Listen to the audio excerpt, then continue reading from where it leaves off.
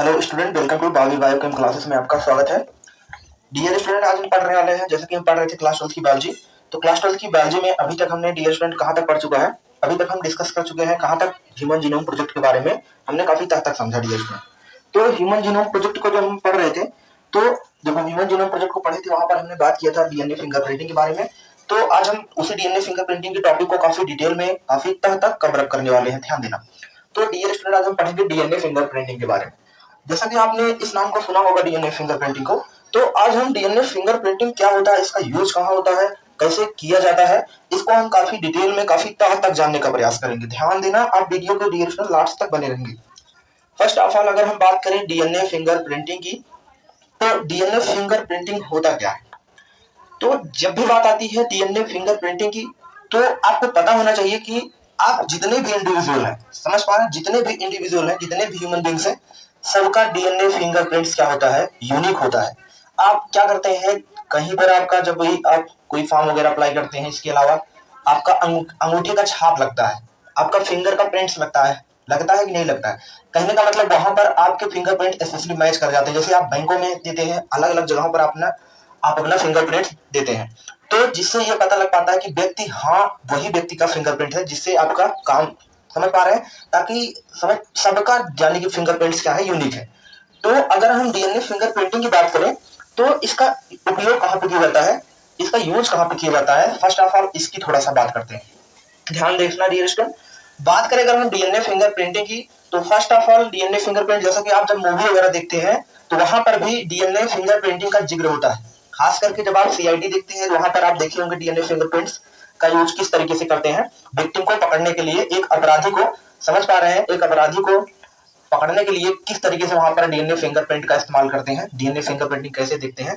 अगर हम एक मूवी का थोड़ा सा सीन ले, तो जैसे आपको पता होगा, जब भी कोई भी अपराधी जब अपराध कर देता है अपराधी स्तर पर, तो वहां पर जैसे किसी का मर्डर किया है, तो वहां पर जैसे जिस वस्तु से, जैसे अगर मान लो कोई चाकू वगैरह, मतलब, या हो सकता है कोई भी ऐसी वस्तु जिससे उसने विक्टिम को, समझ पा रहे हो, यानी कि उसने उस अपराध को किया, यानी कि सपोज दैट कोई जैसे गन हो गया, कोई भी ऐसा वस्तु जिससे वो क्या करे, उस, समझ पा रहे हैं, उसको मारा हो।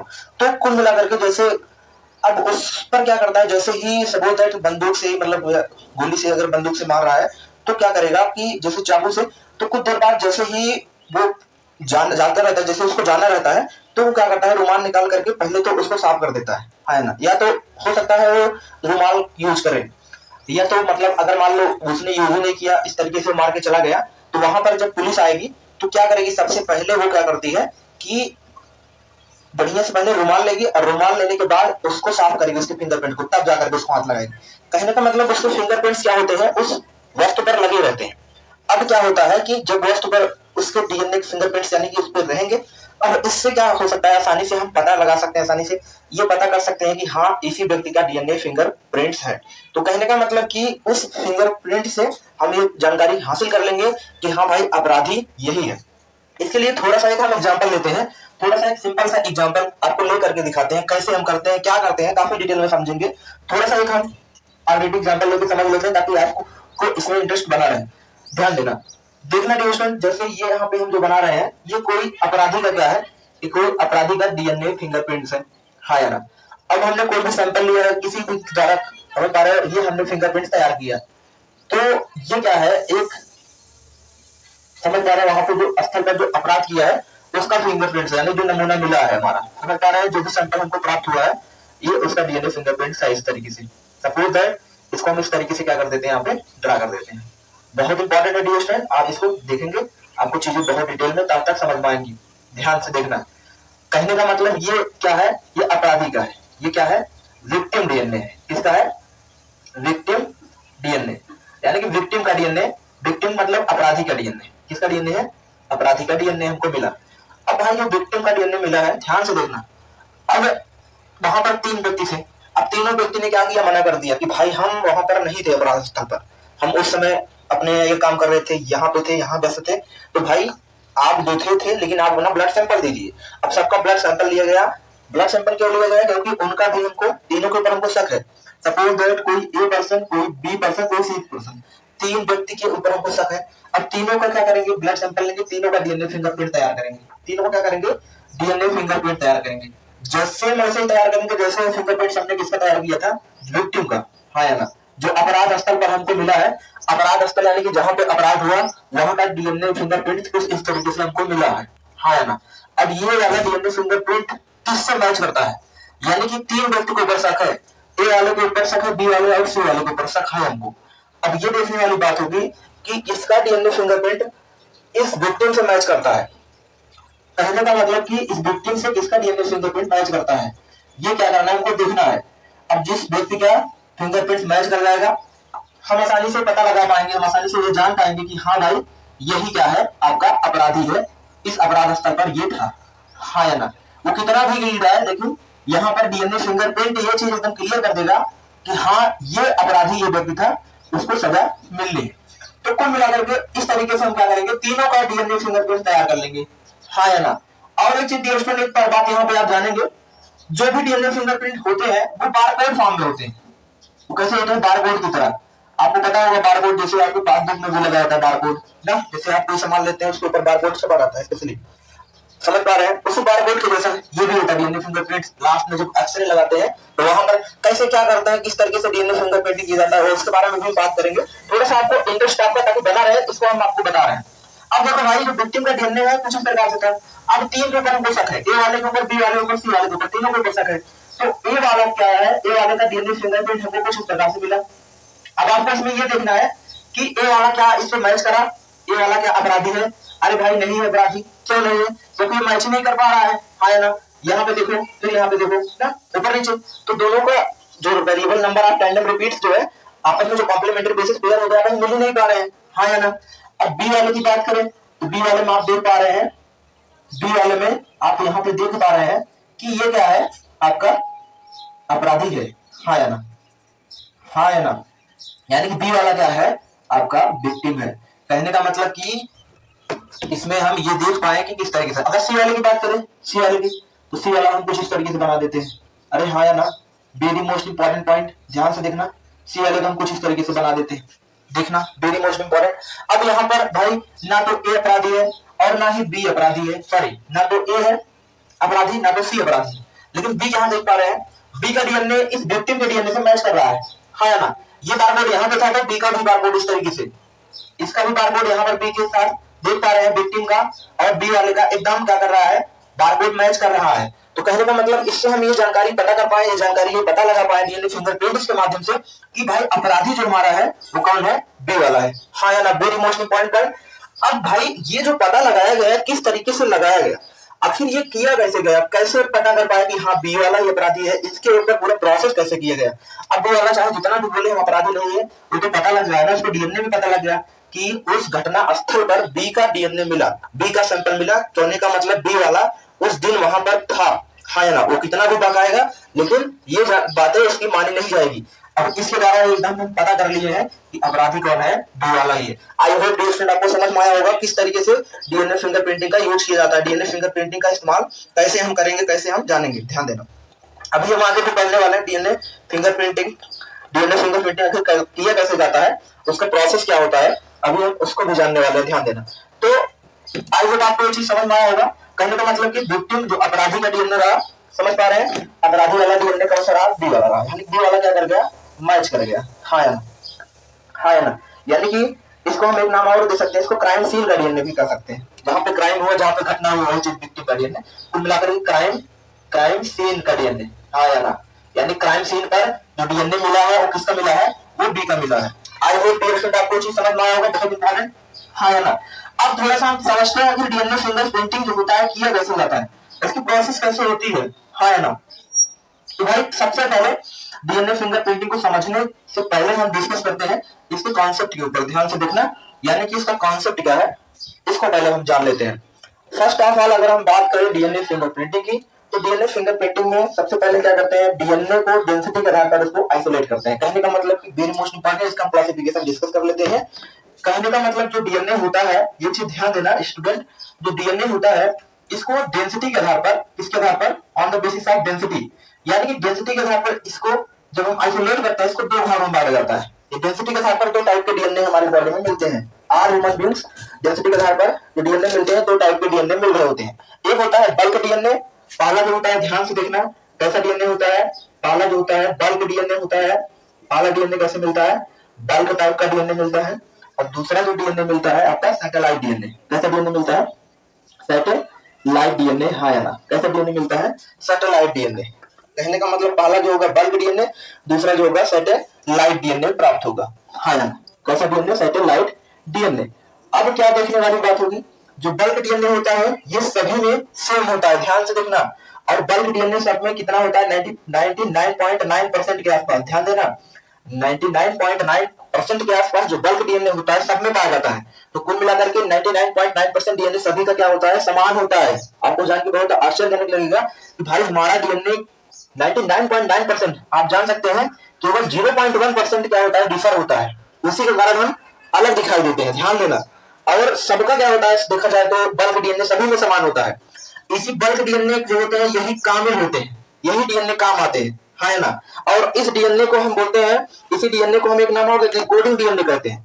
आपको जानते हैं इसी डीएनए को क्या बोलते हैं, कोडिंग डीएनए भी कहते हैं। क्या कहते हैं, DNA very most important point, इसी डीएनए को कोडिंग डीएनए भी कहा करते हैं। हाँ है ना, क्या करते हैं, कोडिंग डीएनए, जो कि लगभग 99% क्या होता है, 99.9% क्या होता है, सेम होता है, जिसको हम बल्क डीएनए अथवा कोडिंग डीएनए कहते हैं, और सभी में समान होता है। दूसरा बात करेंगे हम सैटेलाइट डीएनए की, तो सैटेलाइट डीएनए जो होता है, ध्यान से देखना, ये देखा जाए सैटेलाइट डीएनए लगभग 0.1%, अभी मैंने बताया भी, ये 0.1% होता है।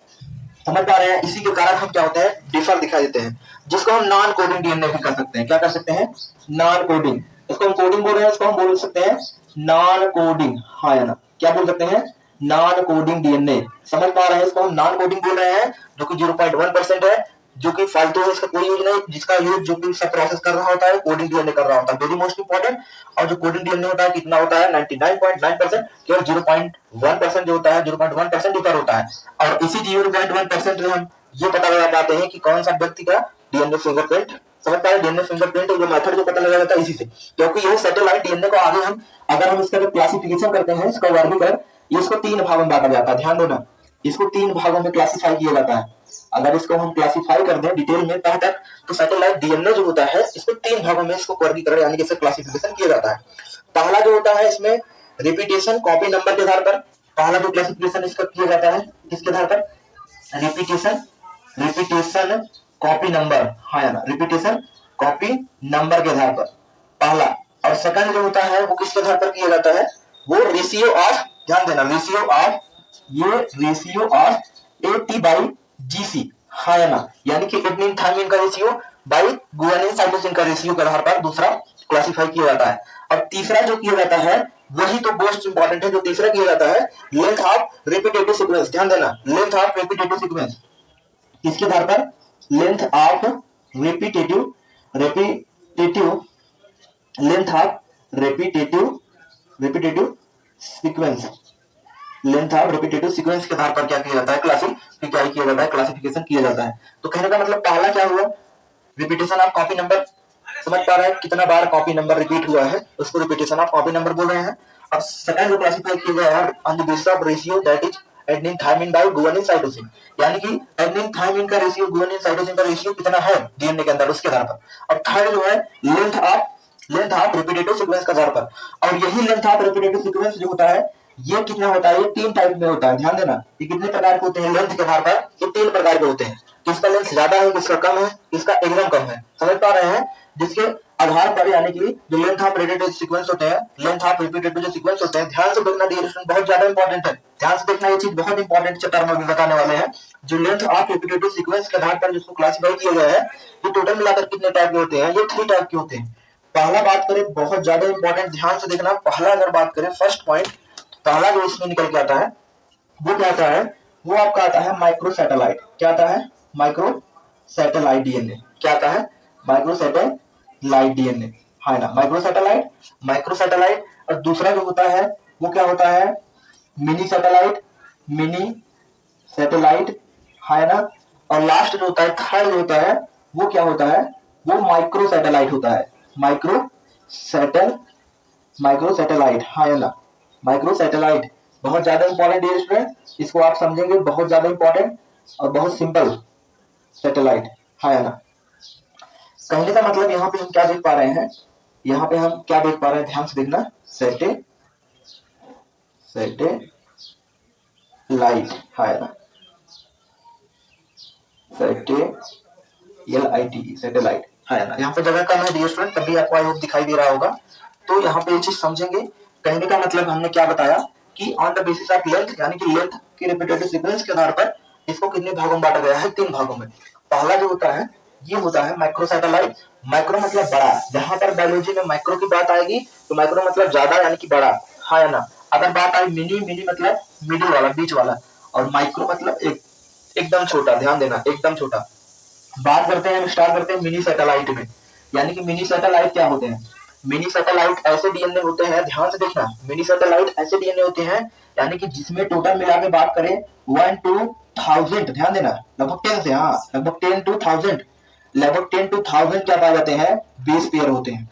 ये चीज आपको डाटा याद रहना चाहिए, बहुत ज्यादा इंपॉर्टेंट है, ध्यान से देखना। लगभग 10 से 1000, सॉरी 10 to 100, यहाँ पे 1000 नहीं, 10 to 100, लगभग 10 से 100, समझ पा रहे हैं, लगभग 10 to 100 जो बेस पेयर पाए जाते हैं वो किस में देखे जाते हैं आपके, वो मिनी सैटेलाइट में होते हैं। बात करें माइक्रो सैटेलाइट की, तो माइक्रो सैटेलाइट में क्या होता है डियर स्टूडेंट, इसमें जो बेस पेयर होते हैं ये टोटल मिलाकर के 1 से लेकर के लगभग 10 तक, 1 to 10 क्या होते हैं, बेस पेयर पाए जाते हैं, हाँ या ना। और बात करें माइक्रो सैटेलाइट की, तो माइक्रो मतलब बड़ा अमाउंट, हाँ या ना, जैसे कि शब्द से क्लियर है, यानी कि इसमें क्या होगा, 100 से ज्यादा, हाँ या ना, यानी कि 100 एबव, यहाँ पे लिख सकते हैं 100 एबव क्या पाया जाता है, बीपी पाया जाता है, 100 एबव। बीपी मतलब नाइट्रोजनस बेस, अभी हमने क्या बोला, इसमें 100 के एबव होगा, क्या होगा, बीपी होगा, नाइट्रोजनस बेस पेयर, हाँ नाइट्रोजनस बेस पेयर क्या होगा, 100 के एबव होगा, यानी कि 100 से ज्यादा होगा, ये इंक्रीज का चिन्ह लगा है, 100 से एबव है, समझ पा रहे हैं, यानी कि जिसमें 100 के एबव होगा यानी कि 100 से ज्यादा होगा, वो कैसा होगा, वो आपका कैसा होगा, माइक्रो सैटेलाइट। और जिसमें, समझ पा रहे हैं, जिसमें क्या होगा, 10 to 100 तक होगा, यानी कि 10 से 100 नाइट्रोजनस बेस जिसमें पाए जाएंगे, बेस पेयर पाए जाएंगे, वो सभी क्या होंगे, आपके मिनी सैटेलाइट होंगे।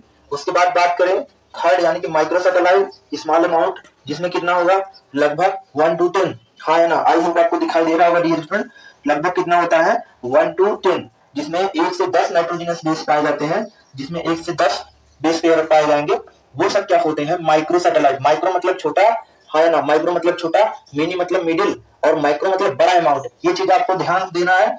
और यहाँ पर एक चीज और देखिए, बहुत ज्यादा इंपॉर्टेंट, बहुत ज्यादा इंपॉर्टेंट, वेरी मोस्ट इंपॉर्टेंट, इसी मिनी सैटेलाइट को हम बोलते हैं BNTR, ध्यान देना, मिनी सैटेलाइट को क्या बोलते हैं, BNTR कहते हैं। एक चीज ध्यान से देखना, यानी कि आई होप आपको समझ में आया होगा ये पूरा चार्ट डायग्राम। आई होप, अगर नहीं समझ में आया एक बार फिर से देख लो, सिंपल सी क्या बात की जा रही है। हमने क्या किया, डीएनए को डेंसिटी के आधार पर आइसोलेट किया, तो डीएनए 2 टाइप का मिला, एक बल्क डीएनए मिला, दूसरा सैटेलाइट डीएनए मिला। बल्क डीएनए ऐसा डीएनए होता है जो सभी व्यक्तियों में समान रूप से पाया जाता है, जितने भी व्यक्ति दिख रहे हैं, जितने भी ह्यूमन बीइंग होते हैं, सब में बल्क डीएनए क्या होता है, एक समान रूप से पाया जाता है। और बल्क डीएनए की जो मात्रा होती है टोटल कितनी होती है, कितना पाया जाता है, टोटल मिलाकर के 99.9% के आसपास पाया जाता है। कहने का मतलब, इसको एक नाम से और जानते हैं, इसको हम कोडिंग डीएनए भी बोला करते हैं, बहुत ज्यादा इंपॉर्टेंट। इसके बाद सैटेलाइट डीएनए क्या होता है, सैटेलाइट डीएनए जो होता है ये लगभग 0.1% होता है, इसको नॉन कोडिंग डीएनए कहते हैं। और इसी डीएनए के कारण हम क्या होते हैं, अलग अलग दिखाई देते हैं, ध्यान देना, इसी डीएनए कारण, यानी कि इसी सैटेलाइट डीएनए के कारण ही हम क्या होते हैं, अलग अलग दिखाई देते हैं, हाँ या ना। उसी सैटेलाइट डीएनए को हमने क्या किया, क्लासिफाई किया, वर्गीकृत किया। वर्गीकरण हमने 3 पॉइंट पर किया, किसके किस आधार पर, रिपीटेटिव सीक्वेंस के आधार पर, हाँ या ना। उसके बाद हमने क्या किया, रिपीटेटिव सीक्वेंस के आधार पर, इसमें कौन सा सीक्वेंस ज्यादा रिपीट हो रहा था। उसके बाद हमने किस पर किया, हमने रेशियो देखा, पेनिन थायमिन का रेशियो, गुआनिन साइटोसिन का रेशियो। लास्ट वाला जो था लेंथ ऑफ रिपीटेटिव सीक्वेंस, यानी कि लंबाई के आधार पर, लेंथ के आधार पर हमने इसको वर्गीकृत किया। जब लेंथ के आधार पर देखा तो उसमें हमको 3 टाइप का मिला, हाँ ना, कितने टाइप का, यानी कि 3 टाइप का मिला लेंथ। एक का लेंथ एकदम ज्यादा था, जिसका एकदम ज्यादा लेंथ है उसको माइक्रो सैटेलाइट बोला, माइक्रो मतलब बहुत बड़ा, हाँ ना, जिसमें 100 से ज्यादा बेस पेयर पाए जाते हैं, उसे हम माइक्रो सैटेलाइट बोलते हैं। उसके बाद जिसमें क्या होता है कि जिसमें 10 से 100 तक, यानी कि 10 to 100, समझ पाए, जिसमें 10 से 100 तक बेस पेयर पाए जाते हैं, उसको हमने मिनी सैटेलाइट बोला। उसके बाद जिसमें 1 से लेकर के 10 तक, ध्यान देना 1 से लेकर के 10 तक जिसमें 20 पेयर पाए जाएंगे उसे हमने क्या बोला, माइक्रो सैटेलाइट बोला। ये बहुत ज्यादा इंपॉर्टेंट है, किसमें कितना 20 पेयर पाया जा रहा है, ये बहुत ज्यादा इंपॉर्टेंट है, इसको आप लिख लेंगे, हम बार बार बता रहे हैं आपको, ध्यान से देखना। अभी हमने एक चीज यहाँ पे बताया कि आपका यहाँ पर एक चीज जो आपको मिला है, यहाँ पे आपको जो ये चीज मिला, यानी कि जिसको हम बोल रहे हैं मिनी सैटेलाइट, है ना, क्या बोल रहे हैं, एक को बोल रहे हैं मिनी मिनी सैटेलाइट, है ना, एक को बोल रहे हैं मिनी सैटेलाइट और एक को बोल रहे हैं माइक्रो सैटेलाइट, माइक्रो सैटेलाइट, है ना। एक को तो हम बोल रहे हैं मिनी सैटेलाइट और दूसरे को बोल रहे हैं माइक्रो सैटेलाइट, मिनी सैटेलाइट और क्या बोल रहे हैं, एक को micro satellite, micro satellite, yes eighty, हाँ LIT, माइक्रो सैटेलाइट, उसके बाद मिनी सैटेलाइट, है ना। यहाँ पे एक चीज और ध्यान देना, मिनी सैटेलाइट को एक नाम से और जानते हैं, अभी हमने बताया था मिनी सैटेलाइट को क्या बोलते हैं, इसको हम BNTR कहते हैं, क्या कहते हैं, ध्यान देना डियर स्टूडेंट, क्या बोलते हैं इसको हम BNTR बोलते हैं, BNTR, है ना। BNTR मतलब variable variable number variable number tandem tandem repeats, ध्यान देना, वेरिएबल नंबर टैंडम रिपीट्स का मतलब कि BNTR ऐसे DNA के सीक्वेंस होते हैं जो बार बार दोहराए गए सीक्वेंस होते हैं, ध्यान देना, ऐसे सीक्वेंस जो बार बार दोहराए गए सीक्वेंस होते हैं, जो बार बार दोहराए गए क्रम होते हैं, उनको क्या बोलते हैं, BNTR बोलते हैं। और इनकी मात्रा कितनी होती है, इनकी मात्रा की बात करें, अभी हमने बताया था कितना होता है, 20 पेयर, लगभग 10 to 100 के आसपास, very most important dear student, इसको जानते रहना।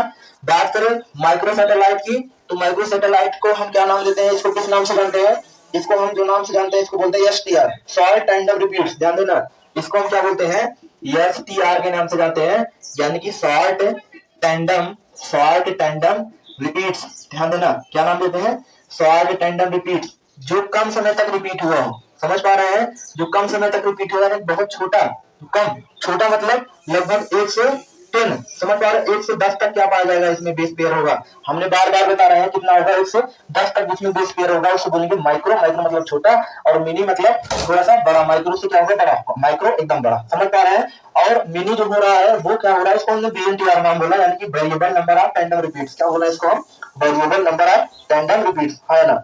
यानी कि यही जो variable number of tandem repeats होते हैं, that is the every individual have BNTR, that is the differ, ध्यान देना, एवरी इंडिविजुअल की बात करें तो जो BNTR होते हैं ये क्या होते हैं, डिफर होते हैं, डिफरेंट होते हैं, अलग होते हैं, और इसी के कारण हम अलग अलग दिखाई भी देते हैं, ध्यान देना। और इसका किस लेवल पर डिफरेंट होते हैं, किसके आधार पर अलग अलग होते हैं, तो ये इसकी लंबाई के आधार पर और इसकी संख्या के आधार पर, इसकी कितनी कॉपी हो रही है ना। और इसी से हम DNA प्रोफाइलिंग करते हैं, ध्यान देना, आर दी डिफरेंट, इसी से डिफरेंट होते हैं और इसी के आधार पर हम क्या करते हैं, DNA प्रोफाइलिंग करते हैं, यानी DNA प्रोफाइलिंग का मतलब कुल मिलाकर के DNA फिंगरप्रिंटिंग जो करते हैं वो DNA कौन सा निकालते हैं, एक्चुअल कौन सा DNA हम यूज करते हैं, समझ पा रहे हैं, वो BNTR लेते हैं। वेरी मोस्ट इंपॉर्टेंट पॉइंट, कैसे लेते हैं, क्या लेते हैं, आपको सब समझ में आएगा, आप वीडियो को लास्ट तक बने रहेंगे तब समझ में आएगा, ध्यान देना, ये चीज समझने के बाद आपको वीडियो को लास्ट तक बने रहना, हो सकता है थोड़ा लंबा लेक्चर हो रहा है क्योंकि आपको DNA फिंगरप्रिंटिंग काफी डिटेल में पढ़ना है, जानना है इसके बारे में, ध्यान देना। अभी हमने क्या चीज बता रहे हैं, अब हमारी जो कहानी होगी सब किस पर होगी, BNTR के ऊपर, क्योंकि BNTR से हम समझने वाले हैं कि क्योंकि जो मिनी सैटेलाइट होते हैं जिसको हम BNTR बोल रहे हैं, variable tandem number of repeats होते हैं, यही किसमें उपयोग किए जाते हैं, यही DNA फिंगरप्रिंटिंग में काम आते हैं, ध्यान देना। क्योंकि अभी हमने बताया BNTR जो होते हैं, ध्यान से इसके बारे में कुछ जानकारी हमको नोट कर लेना है। BNTR अभी हमने बोला एवरी इंडिविजुअल, ध्यान देना, अभी हमने बताया एवरी इंडिविजुअल, एवरी इंडी इंडी यहाँ पे हमने क्या बताया, एवरी इंडिविजुअल है BNTR, समझ पा रहे हैं, एवरी इंडिविजुअल है BNTR, डिफरेंट होते हैं, ध्यान देना, एवरी इंडिविजुअल है BNTR, एक चीज और यहाँ पे एक चीज और जानेंगे कि सभी ऑर्गेनिज्म में BNTR होता है, सभी ऑर्गेनिज्म में BNTR पाया जाता है, कोई भी जीव संसार में जो है सभी के DNA में, अगर जिसमें DNA पाया जा रहा है, कोई भी जो संसार में जो अर्थ पर है और जिसमें DNA है, समझ पा रहे हैं, जिसमें DNA पाया जाएगा और सभी जिसमें DNA पाया जाएगा सभी में क्या होगा, BNTR होगा, इसका मतलब ये है, ध्यान देना, बहुत इंपॉर्टेंट है, एवरी इंडिविजुअल है BNTR, सभी में क्या होता है, BNTR पाया जाता है, इसमें होता है सभी BNTR, बट लेकिन ध्यान देना, बट ध्यान देना, सभी में तो होगा लेकिन कॉपी नंबर, किसी में ज्यादा कॉपी नंबर होगा, कॉपी नंबर, उसके बाद कॉपी नंबर हो गया, उसके बाद लेंथ, हाँ या ना, लंबाई, समझ पा रहे हो, इसी दोनों के आधार पर क्या होता है, ये डिफरेंट होते हैं, क्या होते हैं इसी के आधार पर ये डिफरेंट दिखा, डिफरेंट है ना, ये क्या हो सकते हैं, डिफरेंट हो सकते हैं। Very most important are different, वही चीज इस आधार पर डिफरेंट। कुल मिला करके यहाँ पे हमने क्या बता रहे हैं कि जो BNTR होता है ये सभी इंडिविजुअल में पाया जाता है, सभी में पाया जाता है। अभी हमने बताया जिसमें DNA होगा सब में क्या होगा, BNTR पाया जाएगा।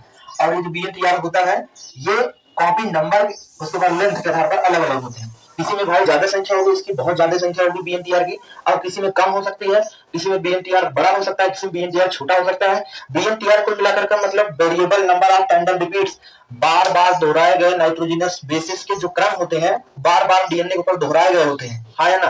और वही जो दोहराए गए सीक्वेंस होते हैं, जो बार बार दोहराए गए सीक्वेंस होंगे वही क्या होते हैं आपके BNTR होते हैं, है ना, BNTR होते हैं। अरे भाई सिंपल सी बात है, जैसे एडेनिन थाइमिन साइटोसिन का पावर 3 कर दो तो ATC है ना, ATC यानी कि ATC 3 बार दोहराया गया है ना, बार बार दोहराया गया क्रम जो है उसी को BNTR बोल रहे हैं, है ना, variable number of tandem repeats. और इसकी संख्या जो हो सकती है किसी में ज्यादा हो सकती है, किसी में इसकी लंबाई कम हो सकती है, बड़ी हो सकती है ना। कहने का मतलब कि इसी के आधार पर हम क्या कर सकते हैं, DNA प्रोफाइलिंग करते हैं। इसी के आधार पर हम क्या करते हैं, डीएनए प्रोफाइलिंग की जाती है, प्रोफाइलिंग की जाती है ना। वेरी मोस्ट इंपॉर्टेंट पॉइंट, इसी के आधार पर क्या की जाती है, डीएनए प्रोफाइलिंग की जाती है। यानी कि जो डीएनए फिंगरप्रिंटिंग किया जाता है वो BNTR से किया जाता है। कहने का मतलब BNTR क्या होता है, variable number of tandem repeats. किसी में BNTR ज्यादा लंबा होगा, किसी में छोटा होगा, समझ पा रहे हैं। और ऊपरी ऑर्गेनिज्म का BNTR क्या होता है, यूनिक होगा, सिंपल सी बात है। अब ऐसा नहीं है कि कोई अपराधी ही नहीं है तो उसका BNTR मैच कर गया, ऐसा होगा नहीं। जिसका जो अपराधी रहेगा उसी का BNTR मैच करता है। कैसे मैच करता है, क्या करता है, क्या करते हैं वहां पर, इसको हम प्रोसेस को समझते हैं, ध्यान से देखना, इसके हम स्टेप को जानते हैं। आई होप आपको BNTR के बारे में समझ में आया होगा। हम आगे बढ़ जाते हैं डियर स्टूडेंट, हम ये बात करते हैं कि DNA फिंगरप्रिंटिंग कितने स्टेप पर क्या क्या किया जाता है, समझ पा रहा है, इसके कितने चरण होते हैं, किस तरीके से किया जाता है, इसकी हम चर्चा करते हैं, जिससे आपको चीजें और क्लियर समझ में आए। ध्यान से देखना डियर स्टूडेंट, आप वीडियो को लास्ट तक बने रहेंगे, जाएंगे नहीं, क्योंकि DNA फिंगरप्रिंटिंग जो है ये अपने आप में काफी इंपॉर्टेंट टॉपिक है। ध्यान से देखना क्या है, काफी इंपॉर्टेंट टॉपिक है, जिसकी वजह से इसमें आपको एक एक चीजें पढ़ा रहे हैं, एक भी चीज आपको छोड़ना नहीं है। और खास करके आपको पता भी होना चाहिए, इसमें चैप्टर का लास्ट लेक्चर चल रहा है ना, समझ पा रहे हैं। तो ये चैप्टर इस लेक्चर के बाद एंड हो जाएगा, वो काफी लंबा लेक्चर लगा है, तो आप फील भी कर सकते हैं क्यों लंबा लगा, क्योंकि भाई हमने ईच एंड एवरी कॉन्सेप्ट को क्लियर किया है, मतलब कोई भी कॉन्सेप्ट छोड़ा नहीं है ना। अगर आप पूरा लेक्चर देखे होंगे तो आपको पता चला होगा कि मॉलिक्यूलर बेसिस ऑफ इनहेरिटेंस आपका सभी कॉन्सेप्ट क्या होना चाहिए, क्लियर होना चाहिए, ध्यान देना, है ना। तो हम देखते हैं डियर स्टूडेंट यहाँ पर इंपॉर्टेंट, यानी कि DNA फिंगरप्रिंटिंग के स्टेप क्या क्या होते हैं, चरण क्या क्या होते हैं, ध्यान से देखना। यानी कि इसके स्टेप के बारे में हम बात कर रहे हैं।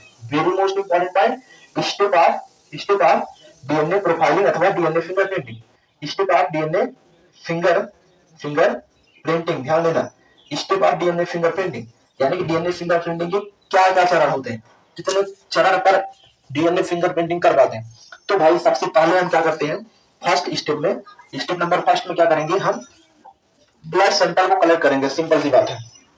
अब जरूरी थोड़ी ना है ब्लड सैंपल को कलेक्ट करना। अरे भाई कोई भी नमूना अपराधी स्थल पर कुछ भी मिला, अभी आपको हम समझा रहे हैं।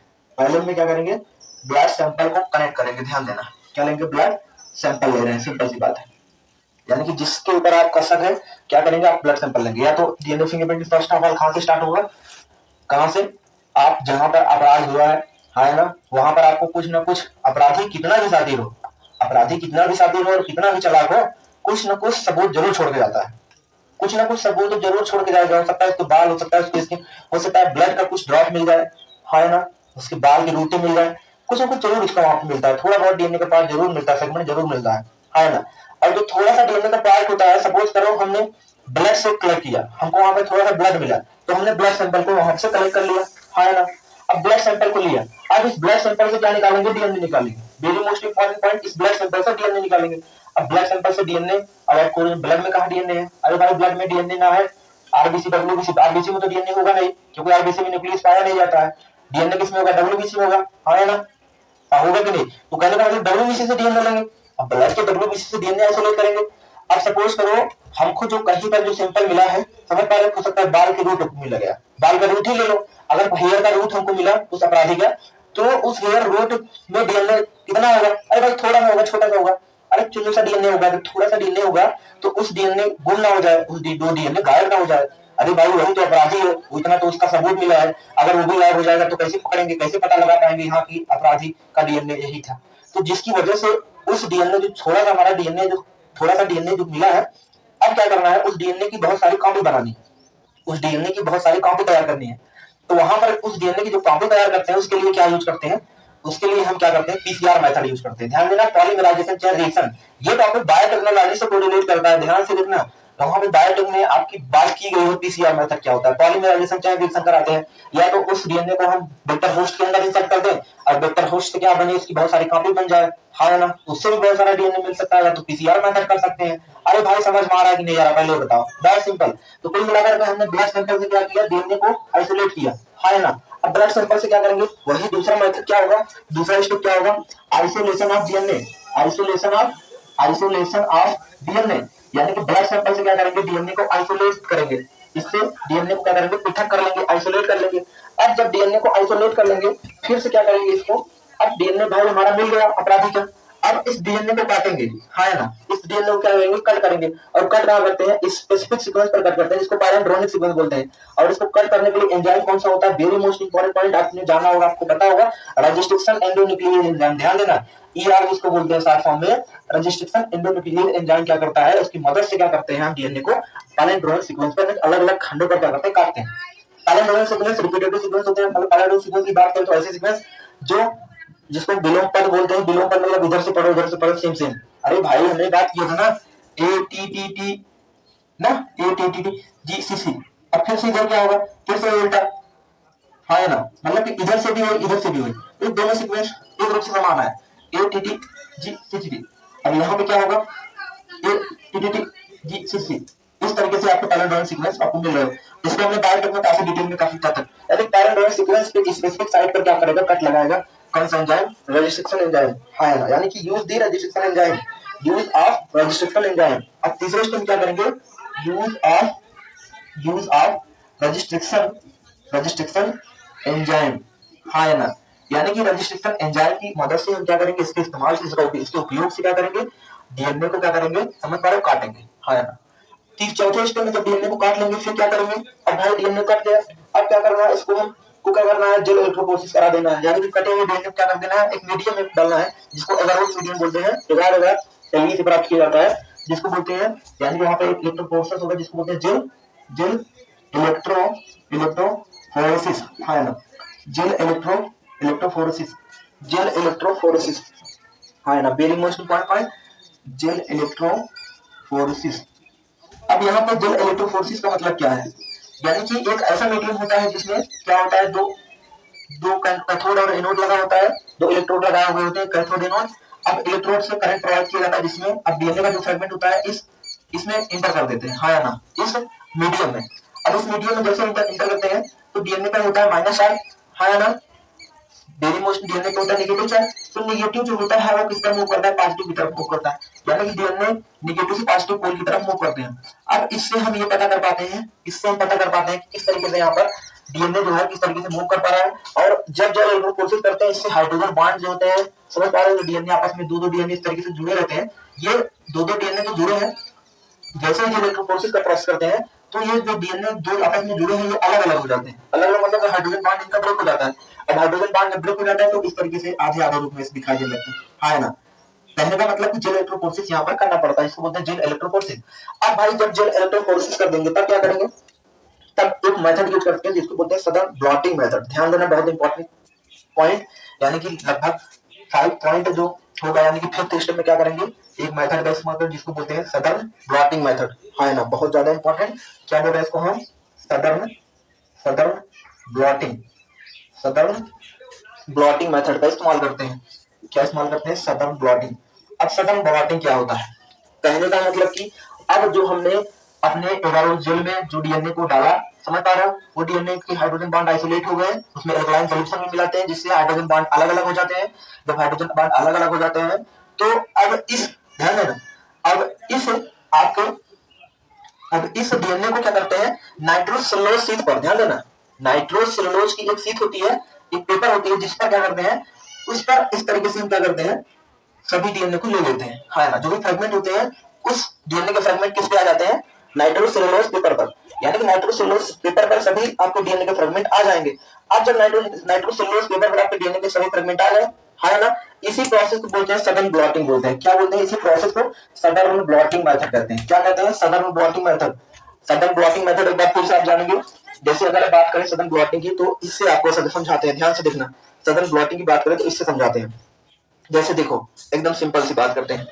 जैसे आप देखो, एक यहाँ पे और हम किस तरीके से एक और बुक का इस्तेमाल करें। हाँ, यहाँ पर अगर हम सदर्न ब्लॉटिंग को समझना चाहें तो इससे उसको हम अच्छे समझ सकते हैं। यहाँ पे देखो, अब देखो ध्यान से देखना, इससे आपको सदर्न ब्लॉटिंग बहुत इंपॉर्टेंट कॉन्सेप्ट है, इससे आपको क्लियर हो पाएगा। सपोज करो यहाँ पर ये क्या है, आपका पूरा जेल है, एगारोस जेल मीडियम है। अब इस जेल में आपको क्या है, डीएनए को डाला गया है, डीएनए फ्रेगमेंट को। भाई अरे भाई, इसमें डीएनए फ्रेगमेंट को ना डाला गया है, ये देखो सब डीएनए फ्रेगमेंट है, जो लेटर्स लिखे गए हैं, सपोज कर लो ये डीएनए फ्रेगमेंट है। समझ पा रहे हैं कि नहीं? हाँ या ना? देखो अब क्या करते हैं, एक ऊपर से नाइट्रोसेलुलोज पेपर लेते हैं। अब ये नाइट्रोसेलुलोज पेपर को क्या करते हैं, इस पर रखते हैं। अब ये नाइट्रोसेलुलोज पेपर के ऊपर जैसे ही रखें तो जो डीएनए था किस पे आ गया? अरे भाई, जो डीएनए था किस पे आया? सेलुलोज पेपर पे आया, नाइट्रोसेलुलोज पर सब डीएनए फ्रेगमेंट आ गए। अरे हाँ या ना? आया कि नहीं आया? Very most important point. यही प्रोसेस क्या है, यही डीएनए को चिपकाना है। क्या है? डीएनए चिपक गया ना, यानी कि यही क्या है, सदर्न ब्लॉटिंग मेथड है। इसको बोलते हैं सदर्न ब्लॉटिंग। तो सदर्न ब्लॉटिंग में क्या हुआ है कि आपका जो डीएनए था वो किस पे आ गया? नाइट्रोसेलुलोज शीट पर आ गया, यानी कि नाइट्रोसेलुलोज पेपर पर सब डीएनए के फ्रेगमेंट क्या हो गए? आ गए, जिसको हमने क्या बोला? सदर्न ब्लॉटिंग बोला। अब देखो भाई, जब सदर्न ब्लॉटिंग मेथड यूज कर लेंगे, फिर इसके बाद जो 6th स्टेप होगा, यानी छठा स्टेप में क्या करेंगे हम? क्या करते हैं इसमें सदर्न ब्लॉटिंग, जैसे ही डीएनए फ्रेगमेंट को नाइट्रोसेलुलोज पेपर पर ला लेंगे, यानी नाइट्रोसेलुलोज पेपर पर सब आपका डीएनए क्या होगा? आ जाएगा। फिर उसके बाद क्या करते हैं, यहाँ पर हाइब्रिडाइजेशन मेथड यूज करते हैं। ध्यान देना, क्या करते हैं? हाइब्रिडाइजेशन विद रेडियो लेबल करते हैं, उसका प्रूफ तैयार करते हैं। समझ पा रहे हैं? कहने का मतलब 6th स्टेप में क्या करते हैं, बहुत ज्यादा इंपॉर्टेंट आपका स्टेप यहाँ पे, आई होप आपको समझ पा रहा होगा, आप देख पा रहे होंगे। लगभग 5 स्टेप हमने समझा। 5 के बाद हम बात करते हैं 6th स्टेप की, यानी कि छठवें स्टेप में क्या कर रहे हैं, ध्यान से देखना। यहाँ पे हम क्या कर रहे हैं, यहाँ पर हम क्या कर रहे हैं कि हाइब्रिडाइजेशन विद रेडियो लेबल। क्या करेंगे? Hybridisation, hybridisation with with radio radio label, हाँ है ना? Hybridisation with radio label proof. इससे हमको क्या मिल जाएगा? प्रूफ तैयार हो जाएगा। Hybridisation with radio level proof, हाँ है ना? अब इस रेडियो लेवल प्रूफ हमारा जो मिला, अरे भाई इसका मतलब यही था कि जो हमारा नाइट्रोसेलुलोज शीट था, यानी कि जो नाइट्रोसेलुलोज पेपर था, अब इस पर क्या हो गए, सभी डीएनए के फ्रेगमेंट आ चुके हैं। अरे भाई, आए हैं कि नहीं आए हैं? अब देखो, जब सभी नाइट्रोजनस, समझ पा रहे, सभी फ्रेगमेंट जब इस पे आ गए, है ना, डीएनए फ्रेगमेंट जब इस पर आ गए, अब क्या करते हैं, यानी कि इसको बोलते हैं हम रेडियो एक्टिव लेवल। इस पर क्या करते हैं? रेडियो एक्टिव लेवल इस प्रूफ तैयार करते हैं, यानी कि प्रूफ के रूप में इसको प्रूफ तैयार करते हैं, जिससे क्या होता है कि इस चीज पर ध्यान देना, यानी उसी नाइट्रोसेलुलोज पेपर पर क्या करते हैं, उसको क्या करते हैं, प्रूफ को उस पर एक्स रे फिल्म प्रोवाइड करते हैं, यानी कि एक्स रे, है ना, very most important point. X ray के द्वारा, एक्स रे यानी कि एक्स किरणें होती है, उस पर क्या करते हैं, डालते हैं। जैसे एक्स किरणें डालते हैं तो क्या होता है, जो कॉम्प्लीमेंट्री ऑफ बीएनटीआर होते हैं वो अलग अलग इस तरीके से पृथक हो जाते हैं, और वो बीएनटीआर को क्या करते हैं, दूसरे मीडियम में लेके जाते हैं, डालते हैं, जिससे क्या होता है, ये चीज पता लग पाता है कि अपराधी का डीएनए कौन सा मैच किया, कौन सा अपराधी का डीएनए किससे मैच कर रहा है, जिससे ये चीज हम आसानी से क्या कर सकते हैं, पता लगा सकते हैं। एक बार फिर से देखेंगे यहाँ पे क्या कर रहे हैं, पहले तो हमने ब्लड सैंपल को कलेक्ट किया, हाँ ना, फिर ब्लड सैंपल से हमने डीएनए को निकाला डब्ल्यूबीसी से। अब जब डीएनए को निकाला, डीएनए को आइसोलेट कर लिया, अब उसी डीएनए को हमको काटना है। अब डीएनए को काटना है, किसके उपयोग से काटना है, रजिस्ट्रेशन एंडोन्यूक्लियर एंजाइम, जैसे कि लिखा भी गया है, रजिस्ट्रेशन एंजाइम की मदद से हमने क्या किया, डीएनए के फ्रेगमेंट को काटा, हाँ ना। जैसे डीएनए फ्रेगमेंट को हमने कट किया स्पेसिफिक सीक्वेंस पर, फिर उसमें हमने क्या किया, अगर उस जेल के मीडियम से, यानी कि जेल इलेक्ट्रोफोरेसिस का प्रोसेस इस्तेमाल किया गया, जिसकी मदद से क्या हुआ कि जो डीएनए के फ्रेगमेंट थे नेगेटिव से पॉजिटिव की तरफ मूव करने लगे। अब उसी जेल में क्या करेंगे, हम नाइट्रोसेलुलोज पेपर लेंगे, हाँ ना, उसी जेल में हम क्या लेते थे, ये जैसे आपका जेल था, अब इसमें डीएनए है इस तरीके से, हाँ ना, जो कि पॉजिटिव से नेगेटिव की तरफ, नेगेटिव से पॉजिटिव की तरफ मूव कर रहे होते हैं। अब क्या करते हैं, इसी को क्या करते हैं, एक पेपर की मदद से, यानी कि इसको नाइट्रोसेलुलोज पेपर बोलते हैं, उस पर क्या करते हैं, इस तरीके से डीएनए को चिपका लेते हैं, है ना। अब डीएनए जो होता है, जो भी डीएनए का फ्रेगमेंट होता है, इस नाइट्रोसेलुलोज पेपर पर आ जाएगा। अब नाइट्रोसेलुलोज का पेपर आने की प्रक्रिया को इसी को बोलते हैं सदर्न ब्लॉटिंग। सदर्न ब्लॉटिंग का मतलब कि जो डीएनए के फ्रेगमेंट होते हैं, जल इलेक्ट्रोपोरेसिस के दौरान, जो जल इलेक्ट्रोपोरेसिस के प्रोसेस के दौरान जो डीएनए फ्रेगमेंट मिले होते हैं, उसी डीएनए फ्रेगमेंट को जब हम एक नाइट्रोसेलुलोज पेपर पर, समझ पा रहे हो, एक नाइट्रोसेलुलोज पेपर पर जब ले लेते हैं, समझ पा रहे हो, जब चिपका लेते हैं, उसी प्रोसेस को बोलते हैं सदर्न ब्लॉटिंग बोलते हैं। हाँ ना, आई होप आपको सघन ब्लॉटिंग क्लियर होगा। एक सघन ब्लॉटिंग होता है, एक बगल ब्लॉटिंग, नगन ब्लॉटिंग होता है। 3-4 मेथड होते हैं, बाद टेक्नोलॉजी में उसको डिटेल में पढ़ते हैं। तो सघन ब्लॉटिंग के बाद हम क्या करते हैं, अब सघन ब्लॉटिंग के बाद क्या करते हैं, hybridisation with the radioactive probe. अब क्या करते हैं, इससे हमको प्रोब मिल जाता है। भाई प्रोब का मतलब कि, प्रोब का मतलब क्या है, ध्यान से देखना। सिंगल स्ट्रैंडेड डीएनए आपको मिल जाते हैं। सिंगल स्ट्रैंडेड भाई उसका हाइड्रोजन बॉन्ड तो टूट गया ना, यानी कि प्रोब का मतलब आपको सिंगल स्ट्रैंडेड डीएनए जो होता है इसको प्रोब बोलते हैं। Radio label plus single stranded DNA, यानी कि जो आपका ये डीएनए फ्रेगमेंट जो इसके आया है, अब ये सिंगल स्ट्रैंडेड फॉर्म में पड़ा है। कुल मिलाकर के radio active level plus single stranded DNA को मिलाकर के नाम देते हैं प्रोब, यानी कि इसको क्या बोलते हैं, प्रोब बोलते हैं। अब इसी प्रोब के ऊपर क्या करते हैं, एक्सरे किरण को क्या करते हैं, इसमें प्रोवाइड करते हैं। अब जिससे क्या होता है, प्रोब क्या करते हैं, मूव करने लगते हैं। प्रोब क्या है, जिससे प्रोब क्या करते हैं, मूव करने लगते हैं। हाँ ना, जैसे ही एक्सरे फिल्म प्रोवाइड करेंगे, फिर एक्सरे से एक फिल्म लेंगे, उस नाइट्रोसेलुलोज पेपर पर एक्सरे जैसे आएगा तो एक्सरे से एक फिल्म लेंगे, जिससे क्या होगा, आपका जो डीएनए फिंगरप्रिंट्स मिलेगा, यानी कुल मिलाकर के समझ पाए बार कोड के फॉर्म में मिलेगा। ब्लैक ब्लैक टाइप के स्पैचेस नजर आएंगे, जैसा कि हमने पहले बनाया था जब 3 को लिया था, 3 अपराध के ऊपर शक किया जा रहा था। कुछ इस तरीके से भाई बार कोड के जैसे आपको दिखाई देते हैं, कुछ इस तरीके से बार कोड के जैसे। लास्ट में आप एक चीज नहीं समझ पाए होंगे, ध्यान देना, इसको हम और डिटेल क्लियर करते हैं। क्या चीज, आप ये चीज समझना चाहते हैं कि कैसे आखिर हम अपराधी को जाने, कैसे हमने जाना, ये तो प्रोसेस है। लास्ट में क्या करते हैं, अरे भाई ये ध्यान देना, एक व्यक्ति का किया जा रहा है, किसी भी व्यक्ति सपोज दैट जिसके ऊपर हम शक कर रहे हैं, या तो जहां पर हमारा विक्टिम है, जहां पे अपराध हुआ, समझ पा रहे हैं, जहां घटना स्थल क्राइम स्थल पर जो डीएनए हमको मिला, सपोज दैट उस डीएनए को हमने इस तरीके से क्या किया, डीएनए फिंगरप्रिंट तैयार किया। अब इस फिंगरप्रिंट के जो प्रोब मिल जाएंगे, प्रोब को रखे रहेंगे वैसे ही, वैसे प्रोब पूरा रहेगा, हाँ है ना। अब वो जो प्रोब रहता है, उस पूरे प्रोब को नाइट्रोसेलुलोज पेपर पर, जैसे कि आपको पता है इस पर है, उसको मीडियम में इसको रखे रहते हैं। अब क्या करते हैं, उसी के साथ साथ सपोज करो एक पर्सन ए था, एक व्यक्ति बी था, एक सी था, अब साथ के साथ इनके भी प्रोब को तैयार किया जाएगा, हाँ है ना। यानी कि इनके भी प्रोसेस, इनमें भी सेम ब्लड सैंपल लेंगे, इनमें भी डीएनए को आइसोलेट करेंगे, इनमें भी यूज करेंगे रजिस्टर एंजाइम, इनमें भी जेनेटिक प्रोसेस करेंगे, इनमें भी क्या करेंगे, सदर ब्लॉटिंग मेथड यूज करेंगे, इनमें भी हाइब्रिडाइजेशन विद रेडियोएक्टिव लेवल, इनमें भी एक्सरे पास करेंगे। तो कुल मिलाकर क्या करते हैं, इनमें भी सेम प्रोसेस किया जाता है। तो यहाँ तक जो जेनेटिक प्रोसेस करने में जैसे प्रोब तैयार करते हैं, तो इसका प्रोब सपोज करो, इसका प्रोब, इसका प्रोब, यानी कि तीनों का प्रोब इस तरीके से हमको तैयार कर लेना है ना।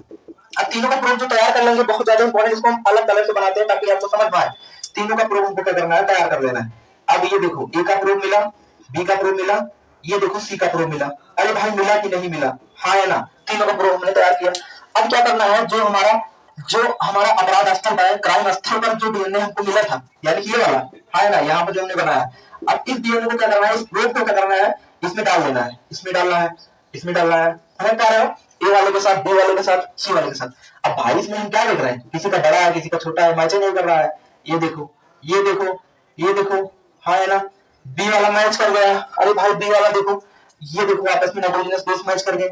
जैसे अगर नाइट्रोजनस बेस के रूप में दिखाए तो बी वाला ए टी है, तो इसका क्या होगा, इसका क्या होगा, टी टी ए होगा, हाँ है ना, टी टी ए होगा। वेरी मोस्ट इंपॉर्टेंट पॉइंट, ये किसका मिला, ये देखो आपके जो variable number of tandem repeats, यानी कि जो बी एन टी आर थे, वो कॉम्प्लीमेंट्री बेस पेयर आपस में क्या कर गए, आके जुड़ गए, हाँ है ना। जिससे हम ये पता कर पाएंगे, जिससे हम ये जानकारी पता कर पाएंगे कि हाँ हमारा अपराधी कौन सा है, तो बी वाला व्यक्ति क्या है, फला बी वाला व्यक्ति क्या है, अपराधी है। तो कहने का मतलब कि ये जो प्रोसेस इस्तेमाल किया जाता है, डीएनए फिंगरप्रिंटिंग की जो प्रक्रिया की जाती है, ये मतलब कि सभी व्यक्तियों ने करते हैं, जिससे हमको क्या करता है, प्रोब तैयार कर लेते हैं, उसी प्रोब क्या करेंगे, है ना, उसी प्रोब का डीएनए जो होगा तीनों व्यक्ति के डीएनए से मैच कराएंगे, है ना। अब क्या है, हमने बताया एवरी इंडिविजुअल डीएनए यूनिक होता है सभी का, किसी का लंबा होगा, किसी का छोटा होगा, किसी में ज्यादा कॉपी नंबर होगा, किसी कम नंबर होगा, है ना। तो ए वाले के साथ मैच कर लिया ना, तो सी वाले के साथ मैच किया, और मैच किया किसके साथ, बी वाले के साथ, क्योंकि बी वाले का एटी, अब इसका देखो टी थ्री, एक ही नहीं बहुत सारे डीएनए के आपस में जो सेगमेंट होते हैं, आपस में कॉम्प्लीमेंट्री बेस पेयर बना के आपस में डीएनए जो होते हैं डुप्लीकेट हो जाते हैं, हाँ ना। सिंगल स्ट्रैंड का डबल स्ट्रैंड में डीएनए में कन्वर्ट हो जाएगा, जिससे हम ये चीज देख पाएंगे, वहां पर पता कर पाएंगे। अब इसको भी ध्यान देना, अब इसमें क्या करते हैं, अब इसमें एक्सरे देखा जाए तो अब इसमें एक्सरे फिल्म यूज करते हैं। अब इसमें एक्सरे के द्वारा हमको डीएनए का यानी कि पता लग पाता है, इसको हमको बारकोड के रूप में ये चीज क्लियर कर पाएंगे कि हाँ भाई हमारा अपराधी कौन है, हाँ ना। इस तरीके से हम ये चीज पता कर पाएंगे कि अपराधी हमारा है कौन। इस तरीके से बी वाला अपराधी हो जाएगा, हाँ है ना।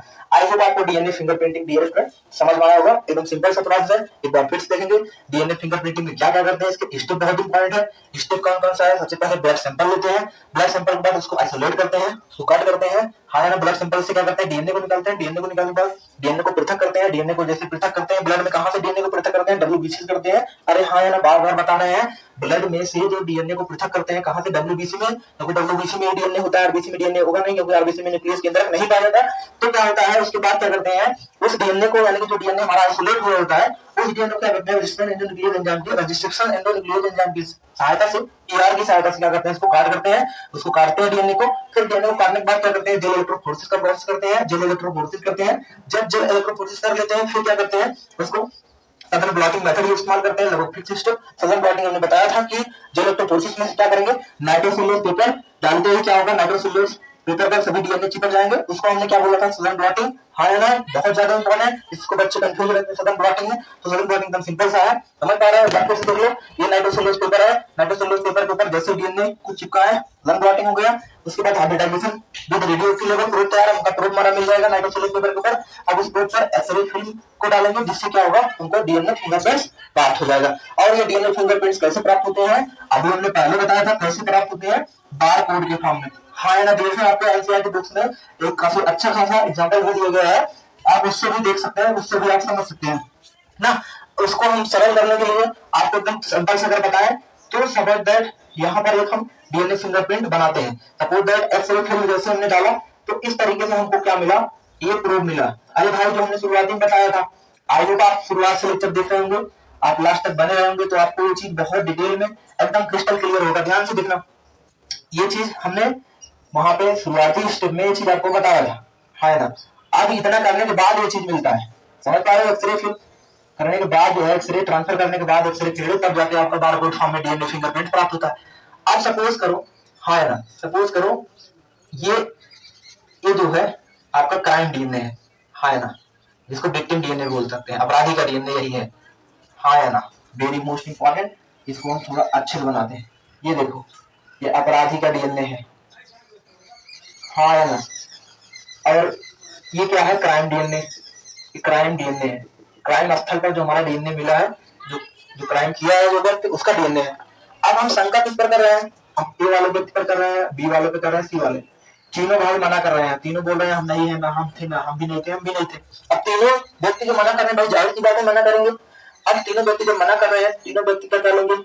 ब्लड का सैंपल लेंगे, खून निकालेंगे तीनों व्यक्ति का, और तीनों व्यक्ति के खून से डब्ल्यूबीसी निकालेंगे, उसके डीएनए को आइसोलेट करेंगे, डीएनए को आइसोलेट करने के बाद क्या करेंगे? अरे भाई करेंगे क्या? डीएनए को आइसोलेट करेंगे, उसके डीएनए को काटेंगे, किसकी मदद से काटेंगे? रजिस्ट्रेशन एंडोन्यूक्लियस एंजाइम की मदद से काटेंगे। फिर काटने के बाद क्या करेंगे? फिर काटने के बाद क्या करेंगे भाई? अरे एंजाइम की मदद से काटने के बाद क्या करेंगे? सदन ब्लॉटिंग करते हैं, जेल को प्रोसेस करते हैं, फिर सदन ब्लॉटिंग करते हैं, फिर हाइब्रिडाइजेशन मेथड प्रोब तैयार करते हैं, फिर एक्सरे फिल्म तैयार करते हैं ना। एक्सरे के द्वारा 30 तारीख से हमारा डीएनए मिला। सेम प्रोसेस बी में भी करते हैं, सेम प्रोसेस सी में करते हैं। अरे हाँ या ना, आया कि नहीं आया? बोलो फटाक से। अब क्या होता है कि ए वाला जो हमारा प्रोब मिला, कुछ इस तरीके से प्रोब मिल रहा है एक्सरे फिल्म के जरिए, ये मिला। अब आप खुद ही बताओ, ए वाला डीएनए क्या क्राइम वाले से मैच कर रहा है? अरे देखो भाई, नहीं मैच कर रहा है। अब सपोज करो सी बी वाला, बी वाले में कुछ इस तरीके से मिला हमको। अब बोलो बी वाला मैच कर रहा है, अरे नहीं मैच कर रहा है। अब सी वाला देखो, सी वाला बोल रहा है हम नहीं है, हम नहीं है ना, लेकिन सी वाला क्या हो गया? फंस गया, हाँ है ना। अब यहाँ पे हमने देखा क्या, जो सी वाले का डीएनए यहाँ पे क्या कर रहा है, इसका जो प्रूफ क्या कर रहा है डियर स्टूडेंट, ये क्राइम वाले के साथ मैच कर रहा है। तो अपराधी कौन है? सी वाला है। बी वाला भी बेचारा अपराधी नहीं है, सी वाला क्या हो जाएगा? अपराधी हो जाएगा। तो इस तरीके से हम क्या कर सकते हैं, कोड के द्वारा जैसे ही प्रूफ तैयार करेंगे उसको एक्सरे फिल्म के जरिए, और डीएनए फिंगर हमारा बारकोड के फॉर्म मिलता है, बार बार आपको बता रहे हैं, जिससे हम क्या कर सकते हैं, आसानी से डीएनए फिंगरप्रिंटिंग को आसानी से हम प्राप्त कर सकते हैं, हाँ ना। इससे हम पता लगा सकते हैं। इसका बहुत सारा एप्लीकेशन है, बात करें इसका उपयोग बहुत सारी जगहों पर किया जाता है अपराधी को पकड़ने में, हाँ ना। इसके अलावा पेरेंटिंग, यानी कि कोई बेटा बोला कि भाई हम उनकी, जैसे रोनाल्ड ट्रंप को एक बच्चे थे जिन्होंने बोला कि रोनाल्ड ट्रंप को बोला कि हम मतलब आप हमारे पापा हैं, तो रोनाल्ड ट्रंप मना करती है, जाहिर सी बात है, तो डीएनए फिंगरप्रिंट कराया गया। तो भाई सही बात, सही निकला कि वो जो बच्ची थी उनकी बेटी नहीं थी रोनाल्ड ट्रंप की, है ना। तो कहने का मतलब कि ये किससे किया गया, ये किससे किया गया dear student? I hope mic भी स्विच ऑफ हो गया, शायद इसका चार्जिंग खत्म हो गया है। तो डियर स्टूडेंट, हमने देखा क्या कि डीएनए फिंगरप्रिंटिंग होता क्या है, किस तरीके से होता है। आई होप आपको समझ में आया होगा। वीडियो अच्छा लगा हो तो लाइक करिएगा, सब्सक्राइब करिएगा, शेयर करिएगा। Then thanks for watching videos my dear student.